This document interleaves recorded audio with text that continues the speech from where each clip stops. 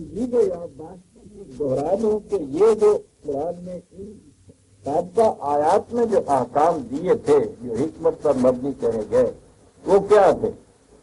بات تو اس نے یہ کہنی تھی کہ نظام ربوبیت کے معنی یہ ہیں کہ جس شخص میں کسی وجہ سے کوئی کمی آ جائے اس کی کمی کو پورا کر دیا جائے تاکہ اس کی اپنی ذات کا توازن برقرار رہے، معاشرے کا توازن برقرار رہے اور عالمگیر انسانیت کا توازن برقرار رہے۔ توازن کے برقرار رہنے سے بات ساری آگے چلتی ہے، یہ برقرار نہ رہے تو فساد پیدا ہو جاتا ہے۔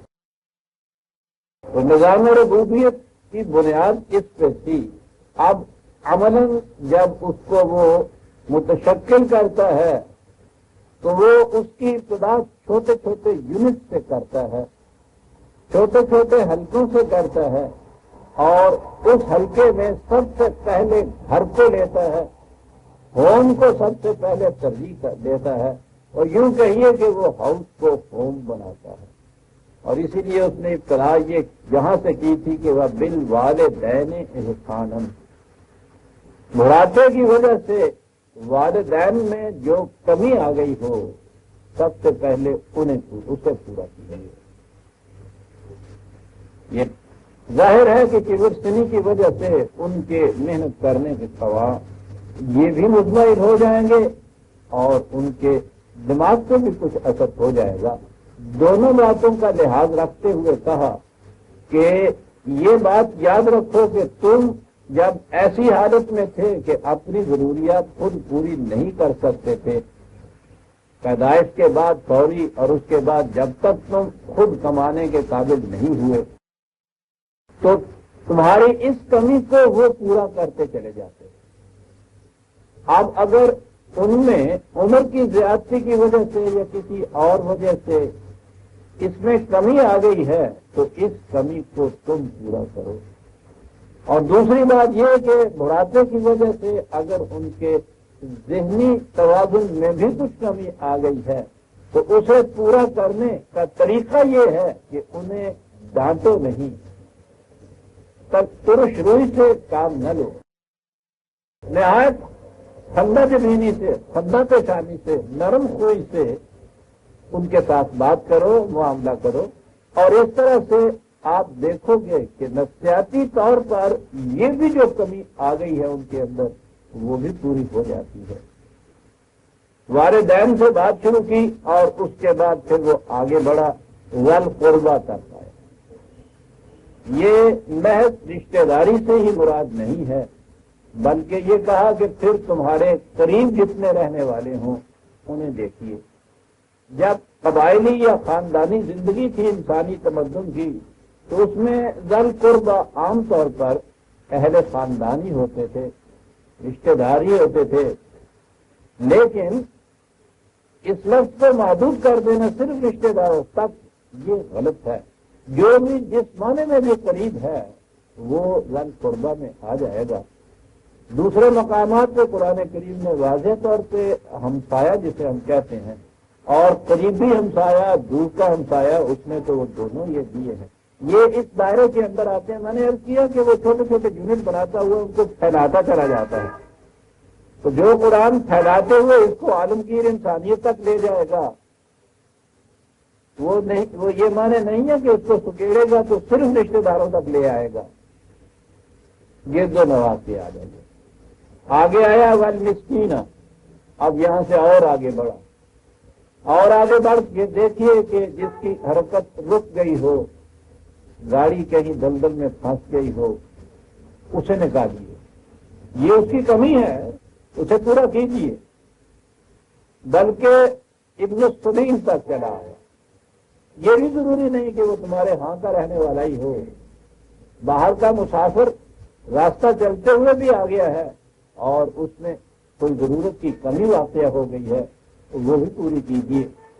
اب تو ہمارے یہاں وہ شکل یہاں نہیں ہے، لیکن عربوں کی زندگی میں تو آپ دیکھیے عام طور پہ وہ صحراؤں میں رہتے تھے تو یہ ابن السبیل تو ان کے ہاں کی عام روش تھی معاشرے کی وہ یہاں سے وہاں تک چلتے رہتے تھے۔ اس زمانے میں تو نہ سرائیں ہوتی تھی، نہ کہیں ہوٹل ہوتے تھے۔ جو بھی آنے والا ہے ان کے ہاں وہ ابن سبیل تھا، اور اس معاملے میں تو عرب اتنے متواضع تھے کہ وہ ضرب المثل ہو گئی تھی ان کے یہاں کی تواضع تھی۔ اس کے متعلق بھی یہ کہا کہ ابن سبیل ہمارے ہاں بھی یہ ذرا پہلے کی زندگی جو تھی، گاؤں کی زندگی میں یہ ہوتا تھا، آنے والے راہگیر مسافر جہاں بھی ان کو شام ہو جاتی تھی وہ اس گاؤں کے مہمان ہو جاتے تھے، اور خاص طور پہ سرحد کا حجرہ تو تھا ہی ایک مہمانوں کے لیے ہی ایک جگہ تھی، وہ ہر وقت کھلا رہتا تھا۔ میں ان حجروں میں گیا ہوں، بڑی عجیب چیز تھی۔ شام ہوئی، کسے باشد کہیں کا وہ ہو، بلا تکلف حجرے میں آ جاتا تھا، کسی سے کچھ کہنے کی ضرورت نہیں ہوتی تھی، وہ پوچھتے بھی نہیں تھے، اگرچہ آتے ہی اپنا تعارف تو فوراً کرا دیتا تھا، لیکن وہ ان میں کا ایک ہو جاتا تھا، بنا تکلف وہاں وہ آ کے اسی طرح ان میں گھل مل جاتا تھا۔ اور انہوں نے اس کے لیے طریق یہ رکھا تھا کہ جتنے غیر شادی شدہ عام طور پہ یہ ہوتے تھے نوجوان، وہ ان کا کھانا اس حجرے میں آ جاتا تھا، تو کھانا بھی کسی خاص گھر سے منگانے کی ضرورت نہیں ہوتی تھی، وہ خود بخود کھانا چلاتا تھا گھروں سے، اور جتنے لوگ اس وقت حجرے میں ہوتے تھے وہ سارے مل کر کھا لیتے تھے۔ حجرے ہی میں کچھ زائد لحاف وغیرہ رکھے ہوتے تھے، تو وہیں وہ سردیوں میں لحاف ضرورت ہوئی سو گئے، اور صبح اٹھتے ہی وہ انہوں نے سلام علیکم کی اور وہ چل دیے۔ یہ معاشرے کی عام روش تھی۔ وہاں ہم نے دیکھا کہ ابن سبیل کیا ہوتے ہیں۔ پھر اس کے بعد اس نے یہ کہا کہ یہ جو بھی دولت تمہارے پاس، کمائی تمہارے پاس آ جائے، اس کے صرف کرنے میں یہ بات دیکھیے کہ ایسی بات نہ ہو کہ وہ بے جا صرف کرتے چلے جاؤ اس کو۔ جو چیزیں جس ضرورت کے لیے ہیں اس ضرورت ہی میں ان کو صرف کرو، نہ تو یہ کیفیت تمہاری ہو کہ ہاتھ سکیڑ کے تم بالکل وکیل ہو جاؤ، نہ یہ کیفیت ہو کہ چھلنی کی سی حالت ہو جائے کہ پانی ڈالتے جائیے اس میں رہی کچھ نہیں، بلکہ ان کے درمیان ایک روش اختیار کرو۔ اور پھر یہ کہ اولاد کی تربیت اس طرح سے کرو کہ وہ ایک نسل انسانی میں قابل فخر اضافہ کر کے تم جاؤ۔ میں نے بتایا تھا کہ حیوانات کے لیے بچوں کی تربیت کی ضرورت نہیں ہوتی، ان کی تربیت دائیں فطرت خود کر دیتی ہے۔ انسانی بچے کی پرورش کے بعد اس کی تعلیم و تربیت خاص طور پہ کی جانی چاہیے۔ وہ انسان بنتا ہی اس تربیت اور تعلیم سے ہے جو اس کو ابتدا میں دی جاتی ہے۔ ایسا نہ کیا جائے تو قرآن نے کہا ہے کہ تم اپنے بچوں کو قتل کرتے ہو، یعنی قتل یہ نہیں ہے کہ گلے پہ چھری پھیر دیتے ہو، بلکہ ان کی تربیت اور تعلیم ایسے نہ کرنا کہ وہ انسانی سطح پہ نہ آ جائے، اس نے انہیں ذبح کرنے کے مرادف قرار دیا ہے۔ اور اس کے بعد پھر سچ مچ جس کو قتل کرنا کہتے ہیں یہ کہا ہے کہ ہر انسانی جان کو ہم نے واجب احترام بنایا ہے، اسے یوں قتل نہ کر دو۔ ہاں قانون کا تقاضا اگر کہیں ہو تو عدالت کی روح سے، حکومت کے قانون کی روح سے ایک کی جان لی جا سکتی ہے، لیکن کسی فرد کو اس کا حق نہیں پہنچتا کہ کسی بھی ایک جان کو ضائع کر دے یا قتل کر دے۔ قتل کے بعد اگلی بات یہ آ گئی کہ مقتول کے بچے رہ جاتے ہیں چھوٹے چھوٹے یتیم لاوارث، اس لیے یتیموں تک آ گیا۔ اور میں نے بتایا تھا کہ عربی زبان کی روح سے بھی اور قرآن کریم کی روح سے بھی یتیم صرف وہی نہیں ہے کہ جن چھوٹے چھوٹے بچوں کے ماں باپ مر جائیں، بلکہ جو بھی معاشرے میں تنہا رہ جائے وہ یتیم ہوتا ہے۔ اس لیے انہوں نے کہا کہ یتاموں کی نگاہ پر داغ تمہارا بنی فریضہ ہے، اور یہ جو یتیم بچے یتیم ہوں گے ان کے مال کی، ان کی جان کی وہ حفاظت، تعلیم و تربیت تمہارے ذمہ ہے۔ اس میں کہا یہ کہ اگر تم ضرورت ہو، وقت دیتے ہو اپنا، اس کے لیے ضرورت ہے تو اس میں سے تم طریقے کے مطابق کچھ دے سکتے ہو، اور اگر ایسا نہ ہو تو پھر تم اس میں سے کچھ لو بھی نہیں۔ پھر کاروبار کی طرف وہ آ گیا، بے و شرح کی طرف، خرید و فروخت کی طرف آ گیا۔ عام کاروبار میں بھی اس نے یہ کہا کہ ناپ اور تول کے پیمانوں کو صحیح رکھو، چیز صحیح دو اور وزن میں بھی صحیح ہو، ماپ میں بھی صحیح ہو، قیمت میں بھی صحیح ہونی چاہیے۔ اور اگلی بات یہ آ گئی کہ معاشرے میں یوں ہی افواہیں نہ پھیلاتے پھرو، نہ ہی کسی افواہ کو سن کر یوں ہی اس کے پیچھے لگ جایا کرو، بلکہ جو بات تم تک پہنچے اس کی خود تحقیق کرو، اس لیے کہ ہم تمہاری ذمہ داری تمہاری یہ ہے کہ تم نے اپنی سمع اور بصر اور قلب سے تصدیق کر لی تھی اس بات کی یا نہیں۔ ہم پوچھیں گے ان میں سے ہر ایک کو کہ تم نے تصدیق کرنے کے بعد یہ بات آگے چلائی تھی، اور اس کے بعد یہ کہا کہ معاشرے میں یہ نہ کرو کہ کوئی اچھے کام نوع انسانی کی منفعت کے کرو تو نہیں، لیکن توقع یہ لوگوں سے رکھو کہ لوگ تمہاری یوں ہی تعریف کرتے پھرو گے اور معاشرے میں اکڑتے پھرو تم اس طریق سے، یہ بات غلط ہے۔ بلکہ کیفیت تو تمہاری یہ ہونی چاہیے کہ شجر ثمردار کی طرح جتنے زیادہ پھل لگے اتنی ہی شاخیں زیادہ جھکنی چاہیے تمہیں۔ ذالک مما اوحی الیک ربک من الحکمہ، یہ ہیں وہ باتیں جو تمہارے رب نے تمہاری طرف نازل کی، تمہیں بتائی، اور یہ ساری کی ساری بیسڈ ہیں ریزن کے اوپر، علم کے اوپر، حکمت کے اوپر، اور ان کے مطابق چلنے سے حکمت کے معنی یہ بھی ہوتے ہیں کہ وہ راستے کے بیچوں بیچ چلانا تاکہ ادھر ادھر چلنے سے خطرہ نہ لاحق ہو جائے، خطرات سے محفوظ رہو گے، اور ہر چیز جو ہم کہہ رہے ہیں یہ ریزن اور ریسپیکٹ کے مبنی ہے۔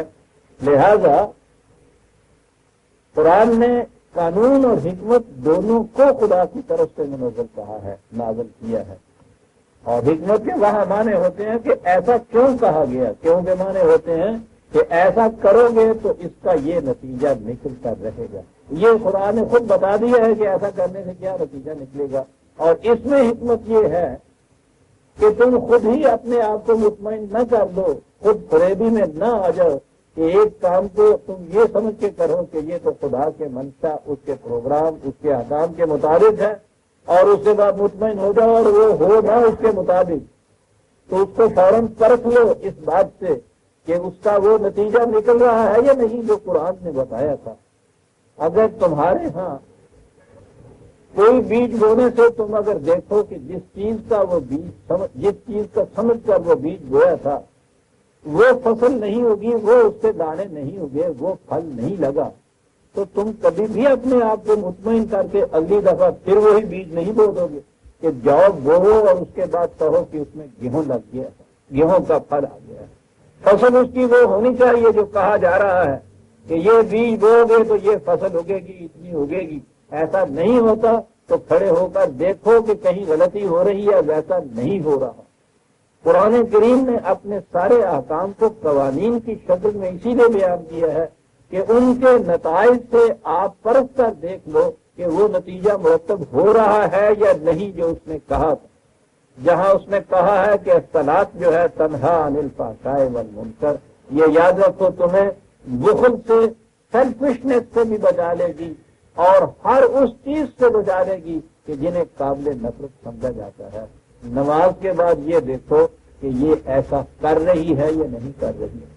اگر یہ نہیں کر رہی تو خدا نے جو اس کا نتیجہ بتایا تھا کہ ایسا ہوگا وہ نتیجہ مرتب نہیں ہو رہا، تو دو ہی صورتیں ہوں گی، یا تو معاذ اللہ یہ سمجھنا ہوگا کہ یہ خدا نے معاذ اللہ یہ یوں ہی بات کہہ دی، صلاۃ تو یہ نہیں کرتی، اور اگر آپ کو یہ یقین ہے، ایمان ہے اس پہ کہ اللہ وعدہ خلافی نہیں کرتا، تو اس کے بعد آپ کو کھڑے ہو کے دیکھنا پڑے گا کہ پھر یہ صلاۃ وہ صلاۃ نہیں ہے جس کے متعلق اس نے کہا تھا کہ یہ نتیجہ مرتب کرے گی۔ تو جہاں اس نے یہ کہا ہے کہ ہم نے قانون اور حکمت دونوں کو اپنی طرف سے نازل کیا ہے، تو اس کے معنی یہ ہے کہ ہر حکم کے بعد دیکھو کہ اس کا وہ نتیجہ مرتب ہو رہا ہے یا نہیں۔ اس نے اپنے ہر قانون، اپنی ہر حکم کے بعد یہ بتا دیا ہے کہ اس کا یہ نتیجہ ہوگا، قدم قدم پر اس کی پرکھ کرتے چلے جاؤ، وہ نتیجہ مرتب ہو رہا ہے تو خدا کے احکام کی تعبیر اس کی منشا کے مطابق ہو رہی ہے، وہ نتیجہ نہیں مرتب ہو رہا ہے تو وہ پھر غلط ہے، وہ اس کی تعمیل اس طرح سے نہیں ہو رہی۔ تو دنیا میں بلا نتیجہ تو کوئی بھی اپنے کام کو رپیٹ نہیں کرتا، لیکن مذہب ایک اس قسم کی فریب دہ چیز ہے کہ اس کی کیفیت یہ ہے کہ نہ دکھ جائے نہ درما راس آئے مگر خبتے دوا ہے اور میں پیے جا رہے. وہ دوائی نہیں ہوتی، لیکن اپنے آپ کو دھوکہ دیے جا رہے ہیں کہ نہیں ٹھیک ہے تیری نماز نہیں ہوئی ہے. اچھا جی بھائی جی تیری جڑی ہو گئی ہے انہیں کی کیا پوچھتا ہے؟ اگر جی میری نہیں ہوئی تو انہیں نہیں پوچھتا. ایک نماز کے بعد ایسی دونوں کو جائیں یہ کیسے ہوا؟ یہ جو تم نے کہہ دیا کہ یہ نہیں ہوئی، کیسے نہیں ہوئی بھائی؟ تیرے ہاتھ میں نہیں تھا نا کہ اونچے بدے ہوتے چل گئے، جدے ذرا اونچے بدے ہوئے سن وہ بھی ہو گئی، جدے ذرا سے لگے ہے کہ سن سے وہ بھی نہ ہوئی. سوال تو یہ ہوا کہ اس نماز سے پہلے تم جیسے تھے اس نماز کے بعد تمہارے اندر کوئی فرق پیدا ہوا یا نہیں؟ وہ تنہا الفحشاء والمنکر جو اس نے کہا تھا کہ یہ ہوا ہے یا نہیں ہوا، جس میں یہ نہیں ہوا اس کی نماز نہیں ہوئی. لیکن مذہب میں تو پیمانہ ہی اور رہ جاتا. وہاں ہونے نہ ہونے کی یہ جو مکینیکل شکلیں ہوتی ہیں ہم جرائم ہمن صلاتے مساہون الذین یراؤون کہ غائب اور مقصد صلات جو ہے اس سے تو وہ غافل ہوتے ہیں، اس پہ نگاہ نہیں ہوتی، اور جو چیزیں محسوس طور پہ نظر آتی ہیں ان کی بڑی احتیاط برتتے ہیں. دو باؤں کے درمیان اتنا فاصلہ ہونا چاہیے. یہ صلات کے احکام آپ دیکھیے جو آپ یہ نماز کے احکام جو چھپے ہوئے بھی آپ کو ملتے ہیں. اللہ اکبر کہتے وقت کان ہاتھ میں کانوں کی لو تک ہاتھ پہنچنے چاہیے، انگلیاں یوں رہنی چاہیے قبلے کی طرف، ایسے ہو. پہلی چیز کے نماز ہونے کی شرط ہو گئی. اس مقام پہ باندھیے، رکوع میں اتنے زاویے پہ جھکیے، سجدے میں یہ پانچوں یوکاسیں یوں زمین پہ لگے ہوئے ہونے چاہیے، اس طرح سے اٹھنا، اس طرح سے جھکنا، پاؤں کے درمیان اتنا فاصلہ ہونا چاہیے. یہ ساری چیزیں اگر کسی کی ہو رہی ہیں تو اس کی نماز ہو گئی، اور ان میں اگر فرق آ گیا تو اس کی نماز نہیں ہوئی. اور اس نے یہ کہا تھا کہ صلات جو ہے یاد رکھیے یہ اس جذبے سے انسان کو بلند کر دے گی جس کی روح سے وہ سب کچھ خود سمیٹتا ہے، بہتے پانی کی طرح رہنے والے رزق کے آگے بند لگا دیتا ہے تاکہ یہ صرف میرے کھیت تک پہنچے، دوسرے تک نہ یہ پہنچنے پائے. یہ ہے فحشاء جس کے معنی ہے. سوال یہ ہے کہ اس نماز کے بعد اگر آپ کے اندر یہ تبدیلی ہوئی ہے تو آپ کی یہ نماز ہوئی ہے، اگر نہیں تبدیلی ہوئی تو یہ نماز نہیں ہوئی آپ کی. یہ ہے وہ چیز جسے اس نے کہا ہے کہ ہم نے یہ بھی اپنی طرف سے نازل کر دیا، تم پہ نہیں چھوڑا کہ تم خود فیصلہ کر دو کہ نماز ہو گئی ہے یا نہیں ہو گئی. اس طرح سے خود فریبی میں مبتلا رہو گے اور خود فریبی میں مبتلا رہتا ہے. اس فرقے والے کی نماز ہو گئی، اس فرقے والے کی نہیں. فرقے کے اندر بھی ایک فرد میں اگر زاویہ قائم وہ جو ہے جھکنے کا اتنا نہیں رہا جتنا تم نے کہا تھا، اس کی نہیں ہوئی، جو اتنا ہو گیا اس کی ہو گئی. خدا نے تو کہیں یہ حکمت نہیں بتائی تھی، اس نے تو اس کا نتیجہ تو تھا جس کے آپ حکمت کہتے ہیں وہ تو یہ بتایا تھا. تو مطلب یہ ہے کہ قرآن نے جہاں کہا ہے کہ ہم نے کتاب اور حکمت دونوں کو اپنی طرف سے نازل کیا ہے، یہ بڑی گہری چیز.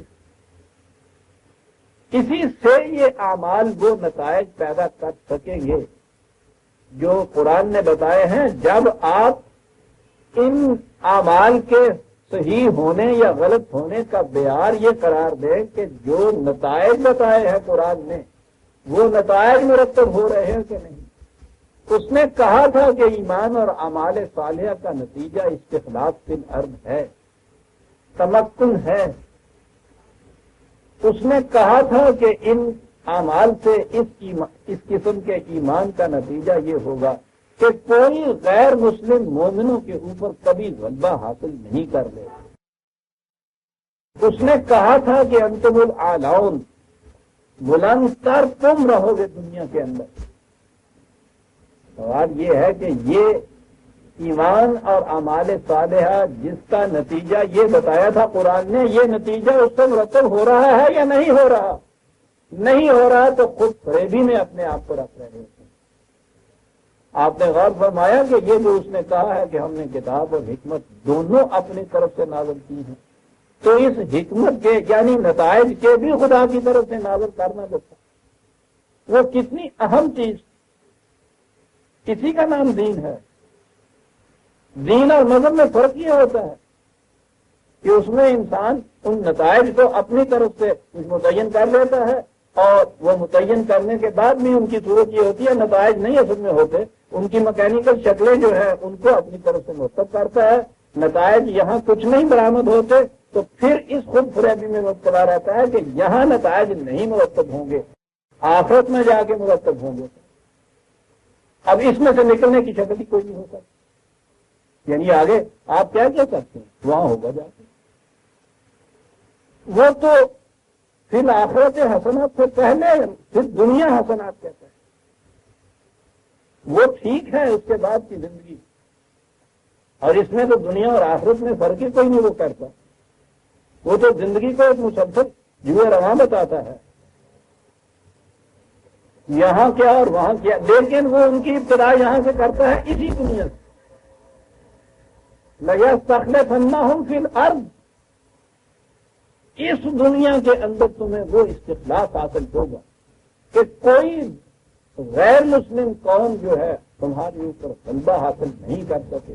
فی الارض، یہ اگلی شرط تو ایک طرف رہی کہ وہ غلبہ اتنا زیادہ قوی ہوگا کہ غیر مسلم کو سبیل کو وہ کہتا ہے سبیل راستہ ہی نہیں ملے گا تمہارے اوپر آ کے کسی قسم کا تغلب یا تسلط حاصل کرنے کا۔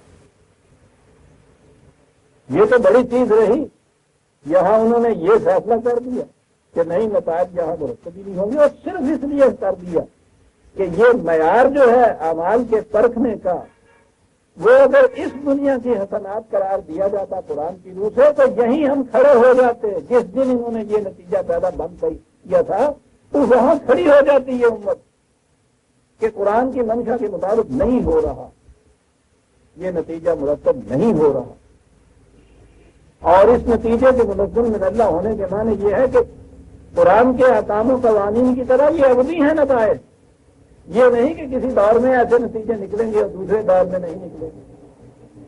جب بھی تاریخ کے صدر اول کی بات کی ہی ہو تو صحابہ کی بات ہے ان کے کیا کہنے ہوتا ہے، اللہ اکبر چل گئے، وہ اس دور کے اندر آپ نے محسوس کر دیا، اور اس کے بعد پھر اعمال تمہارے اوپر کیسے یہ فرض ہو گیا تھا، انہیں بھی وہیں تک رہنے دیجیے کہ نہیں صاحب یہ تو قیامت تک کے لیے۔ پھر وہ نتائج کیوں نہیں برآمد کرتے صاحب؟ کوئی نتائج یہاں برآمد کرے وہاں جا کے برآمد کرے، وہاں ہمارے نتائج وہاں جا کے برآمد کریں گے، تو ان کے یہی برآمد ہوتے تھے وہاں نہیں ہوں گے جا کے۔ یعنی میں نے عرض کیا ہے کہ مذہب جو ہے اس میں پھر انسان اس خود فریبی میں مبتلا ہو جاتا ہے۔ اس میں اس خود فریبی سے بچانے کے لیے کہا کہ نتائج بھی ہم ہی بتائے دیتے ہیں تمہیں، تاکہ قدم قدم پر پرکھ لو تو کہ وہ نتیجہ مرتب ہوتا ہے یا نہیں۔ یہ ہے فرق دین میں اور مذہب میں۔ دین اس وقت یہ بنتا ہے جب یہ خدا کی طرف سے جو بتائے ہوئے نتائج ہیں وہ اس دنیا میں نکلنے شروع ہو جائیں۔ مذہب وہ ہوتا ہے کہ یہاں تو یہ نتائج کوئی نہ نکلے بلکہ الٹے چلے جائیں۔ وہ انتم الاعلان کہہ رہا تھا، پہلی سٹیج تو یہ آئی کہ چلیے برابر ہی ہو گئے باقی قوموں کے، انہوں نے غلبہ حاصل کیا، اور زیادہ جو مقرر بنے خدا کے انہوں نے کہا کہ یہاں جتنا زیادہ ذلیل و خوار ہوگا اتنا ہی خدا کا مقرر بنے گا۔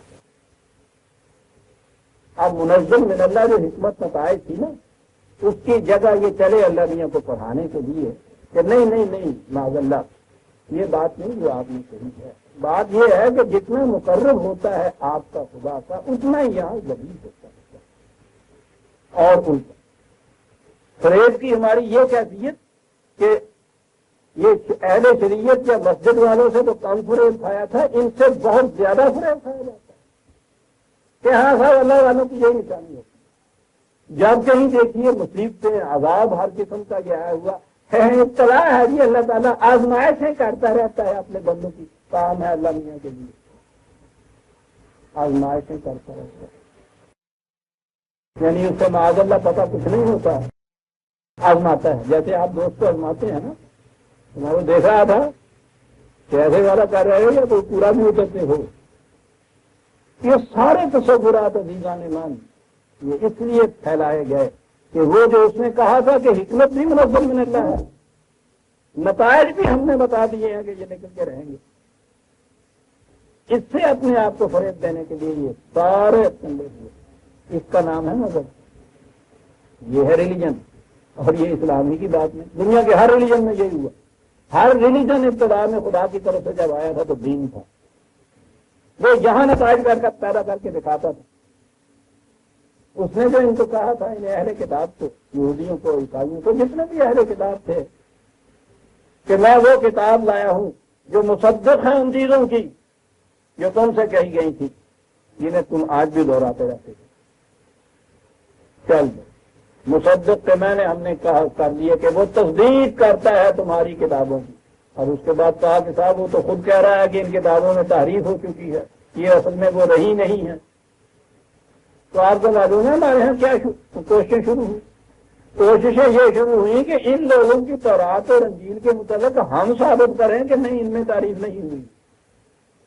ملاحظہ فرما، مالا لو ہیجلی بھگے گدو، اور اس میں بڑا کام ہوا ہمارے یہاں، وہ اس لیے کہ وہ اس کے اندر بھی وہی راز ہے۔ مصدق کے معنی یہ ہیں کہ یہ جو چیزیں تم یوں دہراتے ہو اس کے اندر، اور تم نے یہ کہہ دیا ہے کہ صاحب یہ یہاں نہیں ہوگا۔ مصدق کے معنی ہے ان چیزوں کو سچ کر دکھائے گا، یہ مصدق کے معنی سچ کر دکھانے والا۔ ہر دعویٰ جس کو تم خدا کی طرف منسوخ کرتے ہو، اور ان کتابوں میں بہرحال تاریخ کے بعد بہت کچھ تو ہے نا کہ جو وہ اپنے وہ اصلی تعلیم کے بھی وہ حصے ہیں، قانون کا وہ جو چیزیں ہیں کہ یہاں یہ غلبہ ہوگا، یہاں بادشاہت قائم ہوگی، یہ سب کے لیے ہوگا، وہ جو حصہ ہے اس کو یہ سچ کر دکھائے گا یہ قرآن۔ اس نے سچ کر دکھایا، اور اس کے بعد یہ پھر اہل کتاب کی سطح پہ آ گیا، جو وہ مانتے ہیں کہ وہیں جا کے ملے گا، وہ یہی یہ مانتے ہیں کہ وہاں کی جنت جو ہے یہ ہے جو ہمارے حصے میں ہے۔ اس دنیا میں جتنی زیادہ ذلت و خواری ہوگی اتنا ہی وہ خدا کے مقرب ہونے کی دلیل بنتے چلے جائے گا۔ آپ غور فرماتے ہیں پھر کہاں سے کہاں قومیں پہنچ جاتی ہیں۔ ذالک مما اوحی الیک ربک من الحکمۃ، یہ ہے جو خدا نے تیری طرف نازل کیا کتاب اور حکمت۔ بات ذرا دوسری طرف نکل جائے گی، لیکن آپ کی معلومات میں اضافے کے لیے میں یہ کروں کہ اسی چیز سے ایک اور طرف لے گئے، ایک عقیدہ جو پیدا کیا گیا کہ وہی خداوندی جو تھی اس کی دو قسمیں تھیں، ایک کتاب اور ایک حکمت، دو طرح کی ہوئی۔ کتاب تو وہ ہوئی جو وہی قرآن کے اندر رسول اللہ نے دے دی، اور حکمت وہ وہی جو قرآن کے اندر نہیں دی، یعنی رسول اللہ کی حدیث۔ انہیں مثلہ ماہو قرار دیا، قرآن کی مثل قرآن کے ساتھ۔ یہ تو اتنی سی کتاب ہے یہ سارا قرآن، اس کو باریک ٹائپ پہ لکھا جائے تو چند لفظوں میں یہ آ جاتی ہے۔ اور وہ جو حکمت قرآن سے باہر ہے، یعنی کم از کم بھی ان کو لیجئے جن کو یہ اپنے ہاں کا ہے ستا کہتے ہیں، تو اتنی زخیم جلدیں 6 تو الگ الگ یہ مجموعے ہیں، اور یہ صرف ابھی سنیوں کے ہیں۔ شیعوں کے اسی طرح سے اپنے ہاں کے الگ اتنے بڑے کم از کم 4 تو ان کے یہاں بھی مسلم ہیں، اور اس کے علاوہ اور بے شمار کے بعد تو خدا کی طرف سے جو دوسری وحی اس کے ساتھ اس جیسی ہوئی، اس کی کیفیت یہ کہ وہ جو یہاں کہا گیا ہے، وادی صاحب نے یہ کہا تھا کہ دین قرآن کے اندر تو 1/10 ہے، 9/10 اس کے باہر ہے۔ وہ جو باہر ہے اس کے متعلق سے پوچھو نا بحثیں کیا ہیں۔ ایک تو رسول اللہ کی وفات کے 200-250 سال بعد جا کر زبانی روایتوں کی روح سے جو جمع ہوئی، یہ وحی ہے منزل من اللہ، اور جو جمع ہوئی اس کے اندر ہر ایک کا یہ ان کا عقیدہ ہے کہ اس میں غلط بھی ہیں، صحیح بھی ہیں، وضعی بھی ہیں۔ بھائی کیسے پرکھا جائے، اب پرکھنے کے لیے معیار خود انسانوں کے تجویز کر دیں۔ اور سمٹ سمٹا کے آخری بات یہاں یہ آ گئی وہی قرار دینے والوں کو کہ اسے مزاج شناس رسول کی نگاہ بتا سکتی ہے کہ اس میں کون سی چیز منزل من اللہ ہے اور کون سی نہیں ہے. بات کی طرف سے وہی دی ہوئی اس کا معیار کسی ایک مزاج شناس، وہ مزاج شناس کو جس کے متعلق خدا نے نہیں کہا. خدا نے اپنے رسول کے تو متعلق کہا تھا کہ میرا رسول ہے. یعنی یہ اتنا سا عقیدہ جس دن یہ پیدا ہوا، آپ دیکھیے کہ کس طرح سے رخ موڑ دیا سارے کا سارا یہاں. اب یہ جتنی چیزیں میں نے اس سے پہلے کہی ہیں نا، جس نے دین کو مذہب بنایا تھا، یہ سب کی سب اس میں ہیں جو قرآن سے خارج رکھا گیا. حیثیت اس کی قرآن کے مثل قرآن کے ساتھ یہ برابر کی بنا دی گئی. اب کوئی بات ان سے کرے تو اس کے بعد کفر کے فتوے، گالیوں کی بسار، وہ پروپیگنڈا، وہ سب کچھ جو کچھ بھی ہے، بات کرنے کی تو دو فکروں میں ختم ہو جاتی ہے کہ قرآن کریم پیچھے سے احکام دیے چلا آ رہا ہے، اس کے اندر درج ہے. وہ کہتا ہے ذالے کا مما اوحا الیک ربو کا من الحکمت، یہ وہ حکمت ہے جو خدا نے نازل کی ہے تیرے رب نے، یہ جو قرآن کے اندر پہلے ہے. اور اگر حکمت یہ وہ ہے کہ جو ان کتابوں کے اندر ہے، وہ تو اس کو قرار دے رہا ہے. یہ سب اس چیز سے بچنے کے لیے کہ نتائج کو اگر خدا کی طرف سے متعین مان لیا جائے، اس کے بتائے ہوئے مان لیے جائے، تو پھر خود فریبی میں نہیں انسان رہ سکتا. پھر کھڑے ہو کے سوچنا پڑتا ہے. چھوٹی چھوٹی سی باتوں میں آپ سوچتے ہیں، 2-3 دن بھی کسی ڈاکٹر کا طبیب کا علاج کرانے کے بعد اگر آپ دیکھتے ہیں مرض میں فرق نہیں پڑا، آپ کھڑے ہو کے سوچتے ہیں، پھر علاج بدلنے کی سوچتے ہیں. طبیب سے ہی، معالج سے ہی یہ بات کہتے ہیں کہ صاحب کچھ دوائیاں بدل، یہ وہ خود اس کے بدلنے کے لیے سوچ رہا ہوتا ہے. وہ کھڑا ہوتا ہے کہ وہ نتیجہ نہیں نکل رہا جو اس کا نکلنا چاہیے تھا. آج وہ نہیں نکل رہا نتیجہ، تو بتایا جا رہا ہے کہ صاحب وہ دوائیاں نہیں ملتی ہیں نہ ڈاکٹر سے پوری سے. یہاں یوں ہی چونا اور گندک پیس پیس کے بنائی جا رہی ہیں، گویا وہ نہیں رہی دوائی. یہ کیوں آپ کہتے ہیں کہ اس دوائی نے وہ نتیجہ نہیں پیدا کیا کہ جو اس کے متعلق کہا جاتا تھا کہ پیدا کرے گی. لیکن مذہب کی دنیا کے اندر قرآن کہتا چلا جائے لعلکم یہ ہو، لعلکم کے تو معنی ہے تاکہ یہ ہو، تاکہ یہ ہو. وہ نہیں ہو رہا تو کیا کہہ رہے ہیں آپ؟ تو کوئی بات نہیں ہے، نہیں ہو رہا تو ہوگا تو ضرور یہ.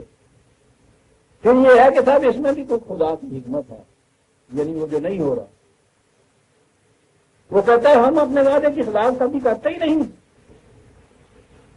آپ نے دیکھا کہ کتنی سی بات سے کہاں عملاً پہنچ گئی. میں جو کہا کرتا ہوں کہ جب وہ کانٹا بدلتی ہے گاڑی تو 1 انچ کا فرق ہوتا ہے اصلی ریل سے پٹڑی سے اور دوسری پٹڑی جس پہ وہ جا کے پڑتی ہے. لیکن پھر جو وہ چلتی جا رہی ہے اسی رفتار، اسی سرعت سے وہ اپنی منزل سے دور ہوتی چلی جا رہی ہے. اگر غلط پٹڑی پہ پڑ گئی ہے اور اگر اس کا علاج یہ ہے کہ صاحب وہ اور تیز کرو رفتار، اور ایندھن ڈالو اس کے اندر، اور تیز دو اس کو، اور یہ سب کچھ کرو، وہ اور تیزی سے دور ہوتی چلی جائے گی آپ کی منزل کی طرف. حکمت کے معنی ہے کہ ہم نے منزل بھی متعین کر دی. حکم یہ دیا تھا کہ یہاں سے کانٹا یوں مڑے گا، اور بتا دیا تھا کہ آگے چلو گے تو اس قسم کی علامتیں آئیں گی تاکہ ڈرائیور دیکھ لے کہ اگر یہ وہ نہیں آئی، اگلا اسٹیشن وہ نہیں آیا جو آنا چاہیے تھا، اور وہیں رک جائے گا وہ جا کے، کبھی آگے نہیں جائے گا. ہو ہی نہیں سکتا کہ وہ چلایا جائے گاڑی کے وہ اسٹیشن آتے ہیں تو آئے، نہیں آتے نہ آئے. وہی وہ کیا ہوگا صاحب کہ جی وہ ان لوگوں جا کے ہوں گے جتنے لاہور پہنچے گی نا، وہ دے کے جاتے ہوں گے. جی ہاں، صفائی والا اور کیا آئے گا. یہ ہوتا ہے عزیزان من قوموں کی زندگی میں ایک ذرا سا یوں، تھوڑا سا یوں مرورہ دے دیا جائے تو کہیں سے کہیں چلا جاتا ہے. آپ کے ہاں جو چیز ہوئی ہے وہ یہ کہ یہ جو خدا نے بتایا تھا کہ ان اعمال کا یہ نتیجہ نکلے گا، جسے کہا تھا کہ ہم نے ذالک مما اوحی الیک ربک من الحکمت، یہ نکلے گا نتیجہ. یہ نہیں نکل رہا تو اس کے لیے پھر آگے کیا کہا جا رہا ہے کہ صاحب یہ جو چیز ہے نا یہ وہاں جا کے نکلے گی. بھائی کیسے تم کہہ رہے ہو کہ یہ چیز یہاں نکلے گی؟ فلاں تفسیر میں یہ لکھا ہے جی، فلاں حضرت صاحب کا یہ ارشاد ہے، وہ کہتا ہے وَلَا تَجْعَلْ مَعَ اللَّهِ إِلَٰهًا آخَرَ، خدا کے ساتھ اور خدا مت ملاؤ۔ اللہ اکبر۔ اعمال کے متعلق اگر آپ یہ کہیں گے تو وہ بڑے ابھرے بکھرے ہوئے ہوتے ہیں، اس کے ساتھ دوسرا نہیں ملتا، اگرچہ اس میں بہت اضافے ہوتے چلے جاتے ہیں، لیکن یہ نتائج کے اعتبار سے جب آپ کہتے چلے جائیں گے تو بات کھٹکے گی نہیں۔ یہ جتنے نتائج آپ کو جو بتائے جاتے ہیں نا کہ اس سے 10 نیکیوں کا ثواب ہوگا، اس سے اتنی نیکیوں کا ثواب ہوگا، الف لام میم 3 حرف ہیں، ہر حرف کی 10 نیکیاں، اس کی 30 نیکیاں، یہ خدا نے نہیں کہا کہیں، یہ وہاں سے باہر کی، قرآن سے باہر کی چیز ہے، لیکن آپ دیکھتے ہیں کہ اس کے اوپر کتنا ایمان پکا ہوتا ہے ہمارا۔ قرآن کریم کو ناظرہ ہی پڑھتے جاؤ بغیر سمجھے ہوئے، اور کچھ نہیں، اس پہ انگلی پھیرتے چلے جائیے، اس سے ثواب ہوتا ہے اتنا جو۔ قرآن نے کہیں یہ نہیں کہا، خدا نے ہر جگہ یہ کہا ہے کہ کتاب نازل کی تاکہ تم اس پہ غور و فکر کرو، اپنے شعور سے اس کو پڑھو، سمجھو، اس نے یہ کہا۔ قرآن کی جگہ دوسرا قرآن اگر آ جائے اس کو تو ہر شخص بھانپ لے گا، اتنی اس کے لیے صحیح و کاوش ہوگی، صاحب اب ایک نیا محکمہ ہے آپ کے ہاں اور اس میں ابھی وہ قوانین پہ قوانین بنتے ہیں کہ وہ طباعت میں کوئی غلطی نہیں رہنی چاہیے، بالکل صحیح بات ہے، نہیں رہنی چاہیے، اچھا کام۔ لیکن یہ جو کچھ ہو رہا ہے کہ کتاب میں تو کوئی غلطی کتابت کی نہیں رہنی چاہیے، اور وہ جو اس میں حکمت اور نتائج بتائے تھے وہ سارے کے سارے وہ لینے چاہیے جو اس میں نہیں، اس کے خلاف۔ کہا گیا ہے قرآن نے، یہ قرآن نے تو ایک طرف حدیثہ نے من عام آپ حکمت جسے کہتے ہیں، انٹلیکٹ بھی کہہ لیجیے اس کو، عام عقل و فکر آپ کہہ لیجیے، تو کوئی دنیا کی کتاب ایسی ہے کہ جو زبان آپ نہ جانتے ہو اس میں وہ کتاب لکھی ہوئی ہو، اسے آپ پڑھتے رہے۔ زبان کا نہ جاننا تو ایک طرف رہا، زبان میں اگر آپ کی استعداد جو وہ کم ہے اور آپ کی استعداد سے زیادہ اونچی کتاب ہے وہ، اسے بھی آپ شروع کریں گے تو 2-4 برس پڑھنے کے بعد چھوڑ دیں گے کہ نہیں سر میرے بس کی بات نہیں ہے، یہ کسی کتاب کے ساتھ یہ نہیں کریں گے۔ لیکن ذالکل کتاب جو ہے اس کے متعلق یہ ایک ایسی کتاب ہے کہ جس کے لیے نہ زبان کا جاننا ضروری، نہ اس کا سمجھنا ضروری، نہ اس کے مفہوم کا ضروری، یہ چیزیں پہلے آئیں گی تو غور و فکر و تدبر اس کے اندر ہوگا نا۔ جب سرے سے سوال یہ ہوگا کہ آپ وہ زبان ہی نہیں جانتے، آپ اس کا مطلب ہی نہیں جانتے، تو غور و تدبر کس میں آپ کریں گے؟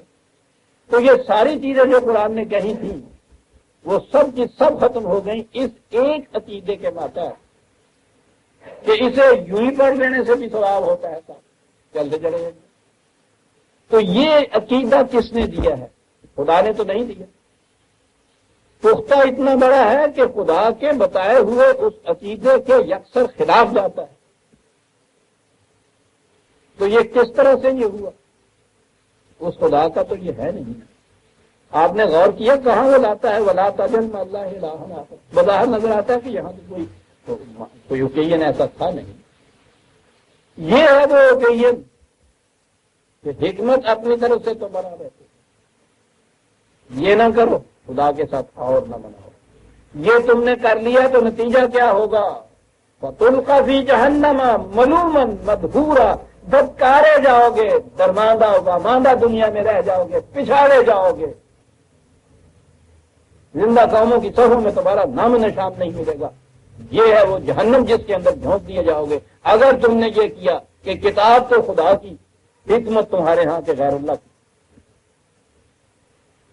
کتاب نے تو فائدہ ہی اس صورت میں دینا تھا کہ آپ اس کے حکمت سے، اس کے نتائج سے جانچتے اس کو کہ صحیح نکلا ہے نتیجہ یا نہیں نکلا۔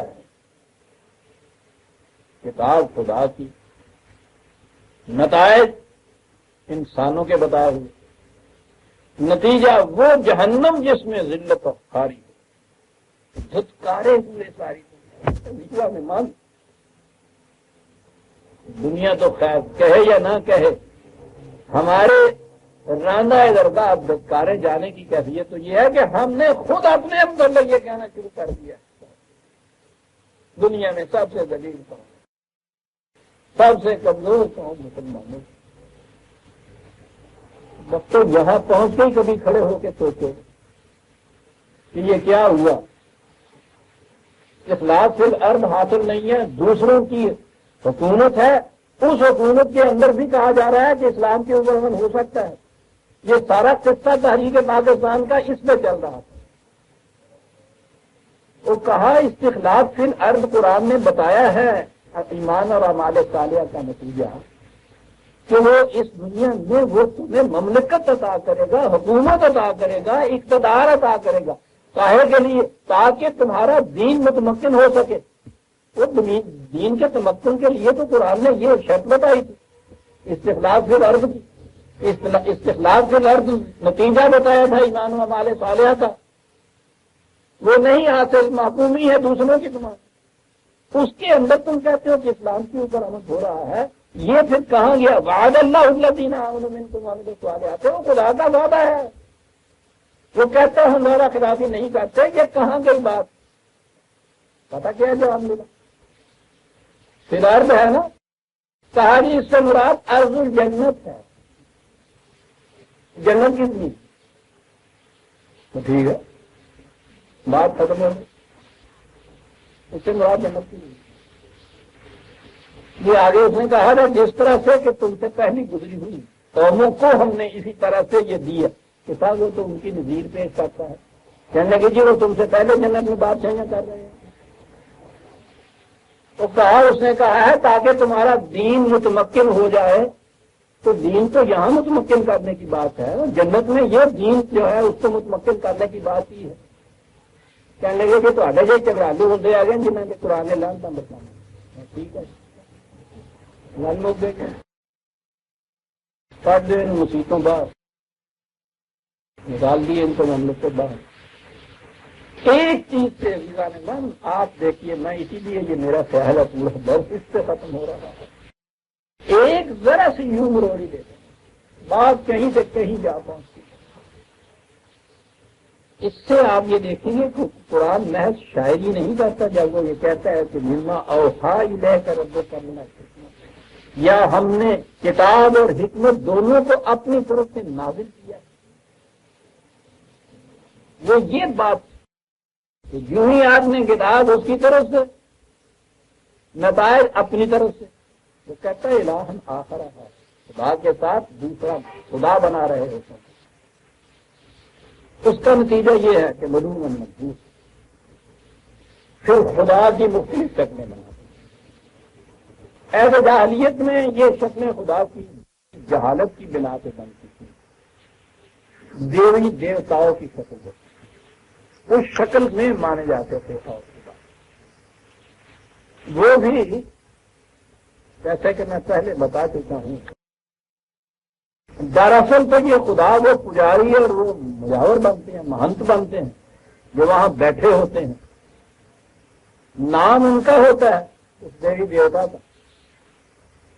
جس طرح سے یہ ساری باتیں خود کرتے ہیں، نام حضرت صاحب کا ہوتا ہے۔ جتنی نظریں نیازیں آپ کے ہیں قبروں پہ جاتے ہیں، وہ نیچے والا بیچارہ جو ہے اس کو تو ایک اس میں سے اتنا سا لڈو پیڑا تھوڑا بھی نہیں ملتا ہے، وہ تو بدل کے نیچے ہوتا ہے۔ یہ جسے بھی آپ دادا صاحب کی نیاز کہتے ہیں، اس دادا صاحب کو اس میں سے کیا ملتا ہے؟ دیے جا رہے ہیں نا وہ دادا صاحب کی نیاز کے، یہ جو اوپر ہو دیوی دیوتاؤں کا تصور بھی ان کا پیدا کرتا تھا کہ ایک ایبسٹریکٹ کی چیز ان کے سامنے رکھنے سے تو بات نہیں بنے گی، محسوس شکل میں یہ سامنے لے آؤ نا، ان کے حضور بات ہو وہ زیورات اور وہ نقلیاں اور وہ پوچھو نا ان مندروں کی کیا کہتی ہے۔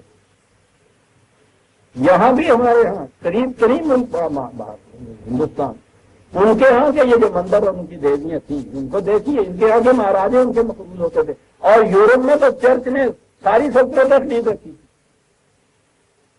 وہ جب انہوں نے جھپٹا مارا ہے چرچ میں، وہ سچے تھے بات سے، ان کا بال ان کے قبضے میں، ان کے قرضے میں رویا ہوا تھا۔ اتنی دولت، اتنی عمارت تھی، کس کے نام پہ؟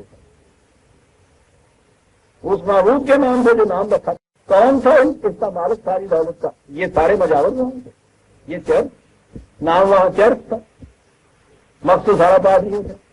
نام یہاں مندر تھا، مقصد سارا یہ منتریوں سے تھا، یعنی مندر کے پجاری جو تھے، یہ مندر میں منتری ہے، یہ وہاں نام یہاں آپ کے یہاں سارا مزارات کا ہوتا ہے، کون ہوتے ہیں؟ مجاور ہوتے ہیں۔ نام یہاں کعبے کا ہوتا ہے، کون آتے ہیں؟ کعبے کے مطلب نہیں ہوتے۔ دیکھتے ہیں کہ کس طرح سے یہ جل دینے کے لیے کیا کیا شکلیں، ذرا سا تیز ذہن ہونا چاہیے، کیا شکلیں وہ پیدا کرتے ہیں۔ یہ دیوی دیوتا اس طرح سے گزر میں آئے، یہ دور جہالت کی باتیں تھی۔ آپ نے پچھلے کنونشن میں دیکھا ہوگا میرا اس کتاب، اس دور تہذیب و تمدن میں ان کے متعلق سارے کھنستا ہے، دیویاں دیوتے بنا رہے ہیں، ان کا اتنے پاتا نہیں کرتا۔ یہاں کیا ضرورت ہے؟ اسٹیٹ کے نام کے اوپر کرتے تھے۔ میں نہیں کہتا ابھی نہیں، یورپ کے مورخین اور وہاں کے مفکرین جو ہیں اس وقت آتے ہیں، یعنی انہوں نے یہ چیز وہ کہنی شروع کر دی ہے کہ اسٹیٹ نے وہی حیثیت یہاں لے لی ہے جو یونان میں دیوتاؤں نے لے رکھی۔ یہ سچا تھا جو چیز کیا تھا کہ ان تازہ خداؤں میں بڑا سب سے بڑا، وہ اسے کہہ رہے ہیں کہ وہ جو ڈیوائن رائٹ چرچ نے بنائے تھے نا، وہاں سے تو نکال لیا انہوں نے، لیکن پھر کیا ہوا؟ پیکر ہی بدلا ہوں، وہی ڈیوائن رائٹ جو ہیں وہ انہوں نے آ کے اسٹیٹ کو دے دی۔ میں یہ کہہ رہا تھا ڈیوائن رائٹ، انہوں نے بھی یہ کہا ہے ڈیوائن رائٹ، حقوق خداوندی۔ کیسے یہ دیے؟ خدا نے تو یہ حق بتایا تھا کہ تمہاری سلطنت اور مملکت ہمارے بتائے ہوئے قوانین کی تابع چلے گی۔ انہوں نے کہا کہ نہیں سر، خدا کی مملکت جو ہے وہ گرجے کی چار دیواری کے اندر، خدا کی مملکت مسجد کے اندر ان کے فقہی مسائل تک، اور یہ ریاست جو ہے، سلطنت جو ہے، اسٹیٹ جو ہے، یہاں احکام و قوانین اسٹیٹ کے چلیں گے۔ تو خدا تو اس میں سے نکل گیا، یہاں پرستش اسٹیٹ کی ہوگی، اگر پرستش ہے یہاں کا معبود اسٹیٹ ہوگی، یعنی وہی جو وہاں خدا کی پوزیشن تھی کہ قوانین و احکام اس کے جاری ہوں، دور جاہلیت میں وہ حیثیت دیوی دیوتاؤں کو دے دی گئی۔ انسان کا ذہن جب ذرا تھوڑا ریفائن ہوا تو اس نے یہ پتھر اور مٹی کی مورتیں جو تھیں ان سے ذرا متنفر ہوا، کوئی تھوڑا سا جسے کہ یہ مہذب ہوا، انہیں وہی دیوی دیوتا جو تھے وہ اس شکل کے اندر دے دیے۔ قرآن یہاں سے وہ دور جہالت کی بات کرتا ہے کہ تمہاری کیفیت یہ ہے، منواتے سب کچھ خود ہو، نام دیویوں کا رکھتے ہو۔ عربوں کے ہاں بھی دیوتاؤں سے زیادہ دیویوں کی پرستش ہوا کرتی، مرد کے ذہن میں یہی ہے، یا تو عورت کو اس نے عبادت بنایا دیوی، اس کے نام پہ کچھ کرتا ہے، یا پھر اس کو ہمیشہ کے لیے غلام بنا، برابر نہیں کبھی آنے دیتے۔ وہ بھی ان کی کیفیت یہ تھی کہ دیویاں زیادہ تھی ان کے، اور دیویوں کے متعلق یہ چیز تھی کہ یہ ہماری پیدا کردہ نہیں ہے، یہ جنہیں فرشتے کہا جاتا ہے وہ فرشتوں کی دیویاں بناتے تھے۔ اور یہ چیز پرانے ایرانی مذاہب سے انہوں نے دی تھی، ایران میں بھی یہ جو فرشتے تھے ان کو دیویاں بنایا جاتا تھا۔ یہ اس قدر جہالت میں مبنی ایک چیز تھی کہ قرآن نے کچھ زیادہ اس کے لیے ضرورت ہی نہیں سمجھی کہ بہت بڑے بڑے دلائل لا کر اس کا رد کیا جائے۔ جہالت کو تو یوں ہی کرتا، ان عربوں سے یہ بات کہی کہ ذرا اتنی سی بات سمجھا دو مجھے کہ تمہارے دیویاں جو ہے وہ میں نے کہا نا کہ عورت یا لڑکی کی شکل کے اندر وہ بتاتے تھے، فیمنن جنڈر یا فیمیل جسے آپ کہتے ہیں، یہ بتاتے تھے۔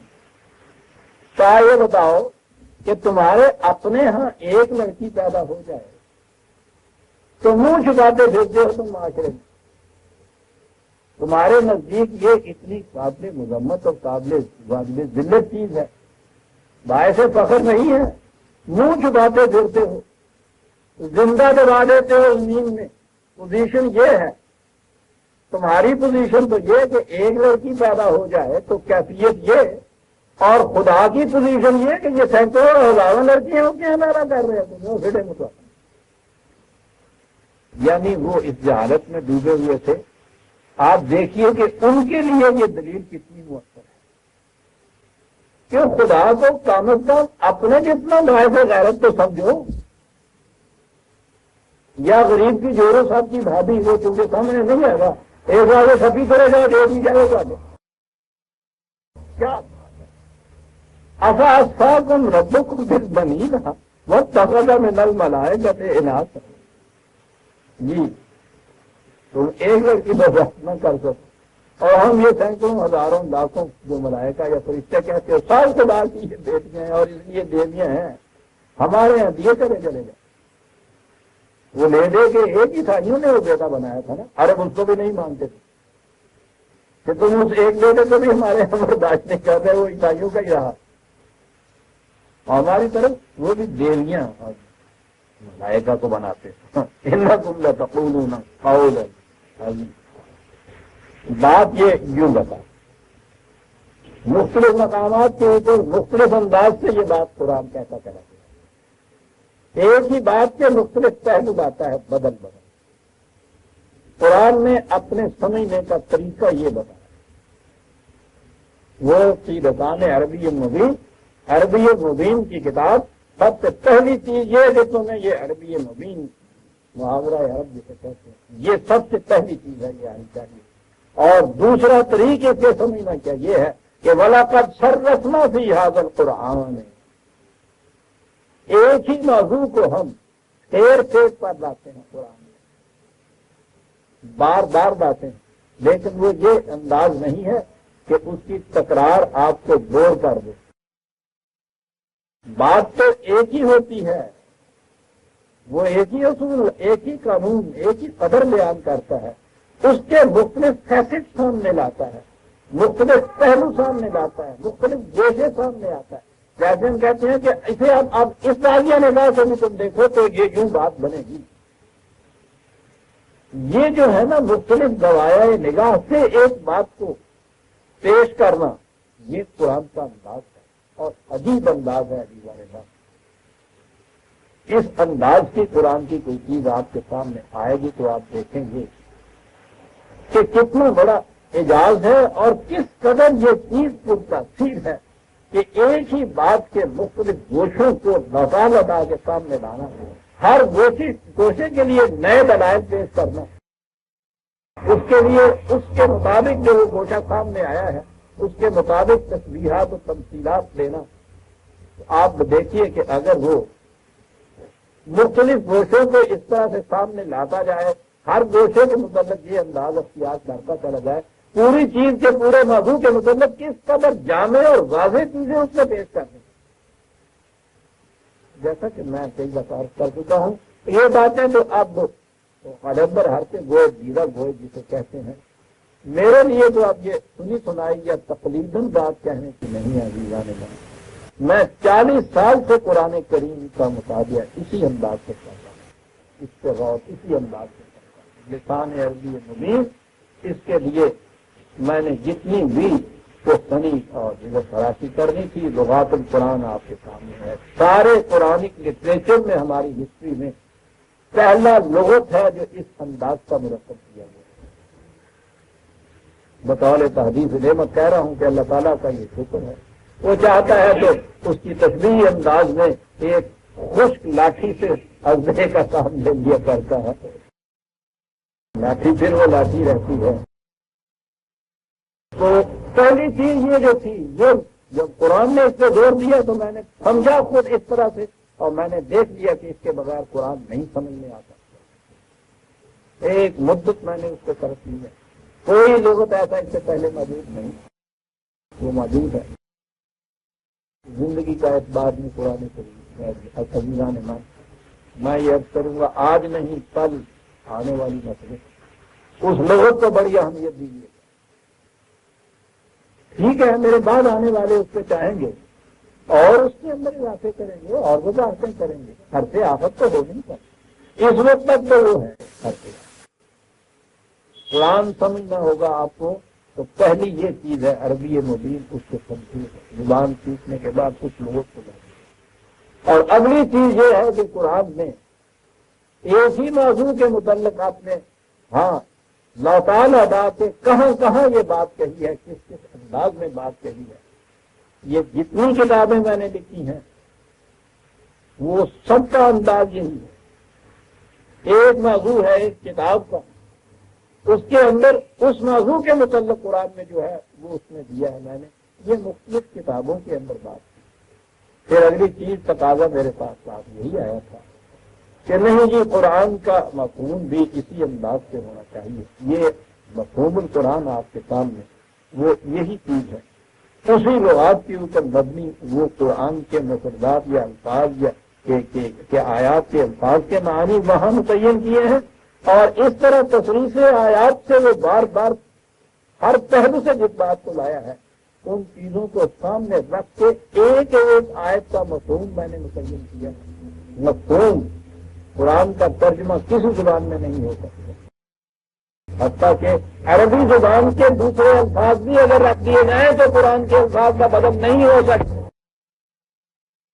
قرآن کریم کی عربی زبان کے اندر سینکڑوں تفسیریں لکھی ہوئی موجود ہیں، بڑی بڑی وسیع ہیں عربی کے اندر لکھنے والے بڑے بڑے عربی زبان کے انشا پرداز صاحب اسلوب، بڑے بڑے ادیب، فصاحت و بلاغت کے امام مانے جاتے ہیں صاحب، جن کی عربی آگ بیٹھی ہوئی ہے دنیا میں، ان کے ہاں کی عربی کی تفسیر دیکھ لیجئے، خود ان سے نہیں عربی دان کسی سے پوچھ لیجئے، ان کی عبارت کے اندر جہاں جہاں قرآن آتا ہے پتھروں میں پڑے ہوئے ہیرے کی طرح جگمگا گئی ہوتی ہے وہ آیت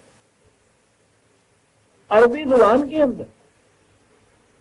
ان علماء کی دوسری کتابیں اگر آپ دیکھیے، یعنی عربی ادب اور انشاء کے اندر، بلاغت کے اندر وہ کتابیں سند مانی جاتی ہیں، اتنی بلند پایا ہے وہ، لیکن انہی کتابوں کے اندر انہی تفاسیر کے اندر جہاں کہیں قرآن کی آیت کا کوئی ٹکڑا آتا ہے وہ نظر آ رہا ہوتا ہے کہ یہ بات نہیں، جو انداز یہ لکھتے چلے آ رہے ہیں اس میں سے یہ اما تو چیز ہے تیسری تو کچھ اور ہے، یہ تو نہیں ہے۔ اور خود انہیں بھی اعتراف ہے کہ ہم کچھ نہیں کہہ سکتے کہ یہ کیا چیز، نہ یہ نثر ہے نہ یہ نظم ہے۔ انہوں نے اپنے ہاں انشاء کے جو اصول ہیں یا اسلوب ہیں، اسالیب جسے کہتے ہیں، ان سب پہ بحثیں کی ہیں کہ یہ بھی ایک انداز ہوتا ہے تعریف کا، یہ بھی انشاء کا انداز ہوتا ہے۔ یہ عرب اپنی زبان کے اعتبار سے تو بہت کچھ دیا ہے انہوں نے، لیکن جہاں وہ قرآن پہ آتے ہیں وہ کہتے ہیں ہماری سمجھ میں ہی نہیں آتا کہ یہ انداز کیا ہے، اس کا کیا نام رکھیں۔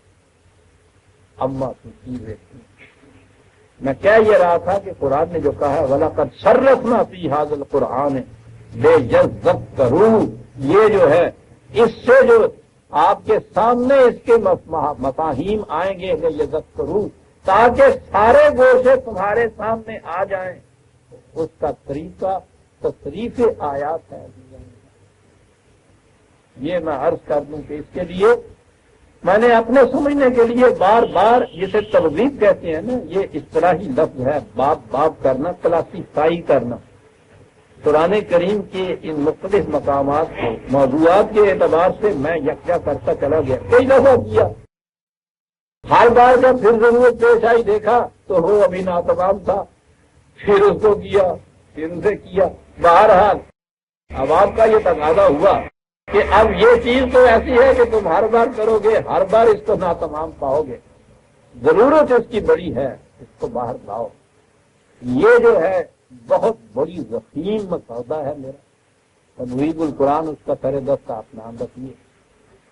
قرآن کریم میں جتنے موضوع میرے ذہن میں آتے گئے ہیں اس 40 سال کے اندر، اور وہ سینکڑوں ہو سکتے ہیں، آپ جانتے ہیں، ہر موضوع کے متعلق قرآن کریم نے جہاں جہاں جو کچھ کہا وہ سارا اس موضوع کے تابع اس کے حوالے دیں۔ پتہ نہیں کتنی جلدوں میں یہ چیز آئے گی، عوام کے تقاضے کی روح سے بہرحال اس کی کتابت تو شروع کر دی ہے۔ تمام اللہ کی توفیق سے ہے، جب بھی ہوگا ایک فرد جو کچھ کر سکتا ہے وہی میں یہ کہہ رہا ہوں کہ یہ ساری کوششیں قرآن کو سمجھنے، قرآن یوں سمجھ میں آئے گا. اس نے کہا وَلَقَدْ صَرَّفْنَا فِي هَذَا الْقُرْآنِ لِيَذَّكَّرُوا، تاکہ وہ تمام کا تمام تمہارے سامنے آ جائے. عجیب چیز ہے. لِيَذَّكَّرُوا ترجمہ ہو گیا ذکر خدا، اللہ کا ذکر. پھر آپ کو یہ وہ جو عشاء کی نماز کے بعد اب ہر مسجد میں شروع ہو گیا. پہلے یہ خلوتوں میں ہوتا تھا. یہ ارباب طریقت اپنے ہاں ذکر خفی کیا کرتے تھے، قلب پہ ضربیں لگا کرتے تھے. سینکڑوں تو ہارٹ فیل سے مر گئے. یہ بندہ ناچیز مرتے مرتے بتائیے، اور ساری عمر مجھے لگ گئی ہے اس سے ہی بچنے میں. بات کر دوا وہ کسی شکل میں کہیں اس نے اثر کیا ہوا ہے، کہیں کیا. بہرحال یہ چیز ہو جاتی تھی، اور وہ یوں جو ہوتا تھا اسے یقین کہا کرتے تھے. اب وہ ذکر جلی ہونا شروع ہو گیا. وہ مساجد کے اندر پہلے بھی جو بین برزخی سا ہوا کرتا تھا مسجد کے اندر ہی رہتا تھا. اور لاؤڈ اسپیکر سے جو ہوتا ہے تو وہ جلی سے بھی بہت آگے پتہ نہیں تجلی ہو گئی. اب تو جو پوتوں ان کے اوپر کبھی آئی تھی 4 لاؤڈ اسپیکر مسجد کے اندر، اور اس میں پھر جو ذکر وہ جہری ہوتا ہے یا جلی ہوتا ہے یہ نہیں کیا ہوگا. یہ ذکر رہتا ہے قرآن. یہ سر رکھنا، یہ جو کچھ کہتے ہیں بار بار کہو، بات نہیں. اللہ اللہ اللہ بار بار کہو. یہ ہو گیا بار بار، یہ ہو گیا ذکر. لیکن یہ وہ چیز ہے کہا کہ یہ انداز اختیار کرو گے تو یہ جو مخالفین ہیں نا، وما یزیدہم الا نفورا، جتنا زیادہ قرآن کو سمجھتے چلے جاؤ گے تمہارے خلاف اتنی ہی ان کی نفرت بڑھتی چلی جائے گی. یہ سمجھتے جائیں گے کہ یہ پروگرام لے کر جب اٹھے ہیں، یہ نفرت کس طرح سے بڑی تھی. چھوٹے سے پیمانے کے اوپر تو قریش سے پوچھیے، ان کی تاریخ سے پوچھیے. بڑے پیمانے پہ پوچھنا ہے تو ایران سے پوچھیے کہ یہ جو زبان تو عربوں کی تھی اس لیے ان کو تو ضرورت نہیں. یہ تصریف آیات سے جو قرآن سامنے آیا ہے ان عربوں کے، اس سے کتنا خطرہ محسوس کیا تھا. یہ 2 ہی تہذیبیں تھی دنیا کی عزیزان مان اس وقت ساری دنیا پہ چھائی ہوئی. عرب کے دائیں رومن جس کو بازنطینی کہتے ہیں، اور یہ ایرانی جس کو مجوسی تہذیب کہتے ہیں. ہزاروں سال سے یہ سلطنتیں چلی آ رہی. ساری دنیا میں سکہ جمع ہوا جسے آج بگ پاور آپ کہتے ہیں. یہ 2 ہی بگ پاور تھی اس زمانے کی. سلطنتیں ہی بڑی نہیں تھی. تہذیب ان کی ساری دنیا کو اس زمانے کی آباد و مہذب دنیا جسے آپ کہتے ہیں، ان کی تہذیبوں نے ڈھانپ رکھا تھا ان سب کو. اس انداز سے تھی. آپس میں ان کے کبھی ٹکراؤ ہوتے تھے، کسی دوسرے کی ہمت نہیں پڑتی. یہ قرآن جب عربوں نے اس طرح سے قرآن اس طرح سے جب سامنے آیا ہے ان عربوں کے، پوچھو نہیں کہ ان کی نفرت کتنی بڑی. پھر اس کا جو انتقام انہوں نے لیا ہے وہ بھی تاریخ میں یاد ہے. انہوں نے عربوں کی سلطنت سے انتقام نہیں لیا، انہوں نے قرآن سے انتقام لیا، انہوں نے دین سے انتقام لیا. انہوں نے اس کو مذہب میں تبدیل کر کرا. اس کے بعد انہوں نے کیا ہم ستے پہ رہے ٹھیک کچھ اور کرنے. عزیزان ایمان آج ذرا دیر سے شروع کیا تھا بارش کی وجہ سے، بات آگے چلے گی تو بہت ہو جائے. اس لیے سورہ بنی اسرائیل کی آیت 41 تک ہم آئے ہیں، یہی چھوڑ دیتے ہیں تاکہ بارش سے پہلے آپ لوگ گھر کو ہی پہنچ جائیں. ربنا تقبل منا انک انت السمیع